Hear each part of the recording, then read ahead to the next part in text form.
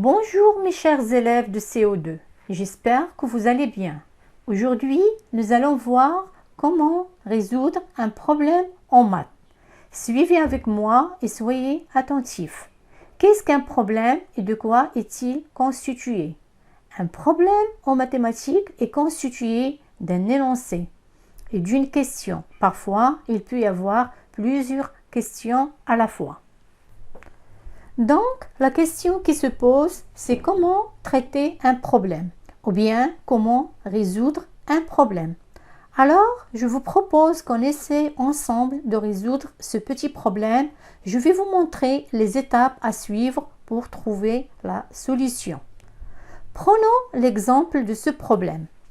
Le texte qui est écrit en noir, on l'appelle un énoncé. Après l'énoncé vient la question. C'est celle qui est écrite en bleu. De façon générale, quand je veux résoudre un problème, je dois le lire au moins 3 fois. Et s'il y a un mot que je n'ai pas compris, là, j'ai le droit de demander à ma maîtresse et je peux aussi chercher dans le dictionnaire. Parce qu'un problème, c'est d'abord un texte que tu dois bien lire et relire jusqu'à ce que tu comprennes bien de quoi on te parle. Et qu'est-ce que tu dois chercher. Alors, sois attentif à la lecture. Revenons à l'énoncé. L'énoncé contient plusieurs informations. En mathématiques, on les appelle des données. Ici, il y a 3 données.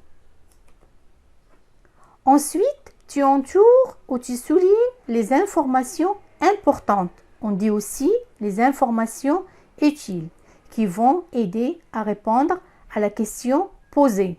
Pour cela, je cherche à quoi correspond chaque nombre, puis je regarde si j'en ai besoin pour répondre à la question ou bien à ce que je cherche. Alors, là, quelles sont les informations utiles? Dans ce problème, toutes les informations numériques qu'on a sont utiles. Alors, après, tu vas essayer d'imaginer ce problème. Tu peux même le traduire sous forme de dessin. On dit aussi un schéma. Tu vas dessiner juste ce qu'il te faut comme information à connaître. Là, j'ai fait un dessin tout simple qui traduit ce que j'ai compris, ce que j'ai imaginé.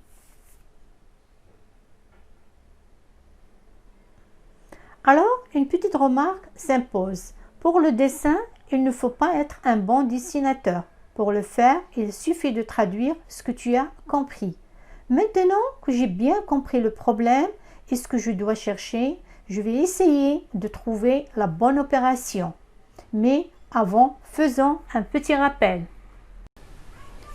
On a déjà vu en classe les 3 opérations, l'addition, la soustraction et la multiplication. Pour l'addition, sans signe, c'est plus. C'est quand j'ajoute, je cherche le tout, un total, une somme. Là, c'est une addition. Pour la soustraction, sans signe, c'est moins. Quand j'enlève, je prends, je calcule une différence. Là, c'est une soustraction. Et pour la multiplication, c'est sans signe, c'est fois. C'est une addition avec des termes qui se ressemblent et se répètent. C'est-à-dire quand j'ai une addition avec des nombres qui se répètent. Là, je dis qu'il s'agit d'une multiplication. Et bien sûr, il y a d'autres expressions. Revenons à notre problème. Alors, d'après tout ce que j'ai fait, d'après ma lecture, mon dessin, je peux conclure qu'il s'agit d'une addition. Donc, c'est la bonne opération. Enfin, lorsque mon calcul est terminé, j'oublie pas d'écrire la phrase réponse. Comment? Je reprends ma question, c'est parce que à cette question que je dois répondre. Combien de billes achète en tout? Je dois écrire ma phrase réponse en prenant les mots de la question. Mais attention, il ne faut pas oublier l'unité. Et enfin, voici un tableau qui récapitule les différentes étapes pour résoudre un problème. Merci, bon courage et à bientôt.